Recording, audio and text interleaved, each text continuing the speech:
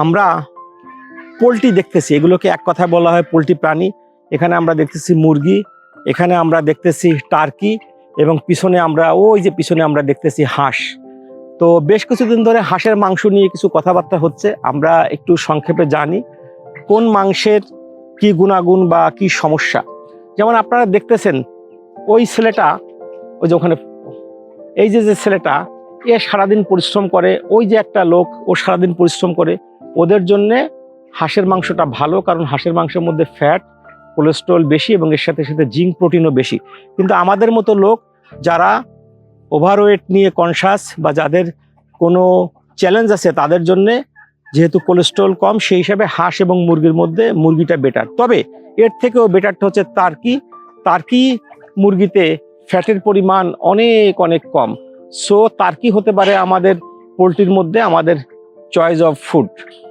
এখন অনেক ক্ষেত্রে বক্তব্য যে তাহলে কি হাঁসের মাংস খাবে না? হ্যাঁ, হাঁসের মাংস খাবে, মানুষের নিড অনুযায়ী খাবে।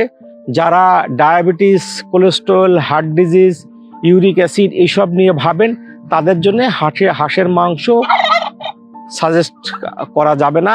কিন্তু এই যে যারা খেটে খাচ্ছেন, জীর্ণ শীর্ণ ও দেহ, এবং যারা রেগুলারলি মাংস জোগাড় করতে পারেন না, তাদের জন্যে, বা once in a blue moon rarely খান, তাদের জন্য হাঁসের মাংসেতে যে বাড়তি কোলেস্ট্রল এবং সাথে সাথে বাড়তি ক্যালোরি আছে, সেটি তাদের জন্য ভালো। অন্যদিকে এই যে পিছনে আমরা দেখতেছি যে এখানে টার্কি মুরগি, এই টার্কি মুরগিটা ফ্যাট এবং কোলেস্ট্রলের দিক থেকে অনেক কম। সো আমরা যদি সাম আপ করি, যারা কম পরিশ্রম করেন অথবা যাদের শরীরে কোলেস্ট্রল এবং এই জনিত সমস্যা আছে, তারা যদি সম্ভব হয় তাহলে টার্কি পছন্দ করতে পারেন। টার্কি হতে পারে 1 নাম্বার। 2 নাম্বার হতে পারে মুরগি, এবং সে মুরগিটা এরকম ঘাসে চড়ে বেড়ানো মুরগি, ন্যাচারাল ফুড খাওয়া মুরগি। আর যারা রিয়ালি মাংস খান, তাদের জন্য হাঁস হতে পারে উপাদেয়। বিকজ হাঁসের ভিতরে কোলেস্ট্রল যেমন বেশি আছে, তেমনি প্রোটিন, ভিটামিন, জিঙ্ক, সেলেনিয়ামও বেশি। সকলকে ধন্যবাদ।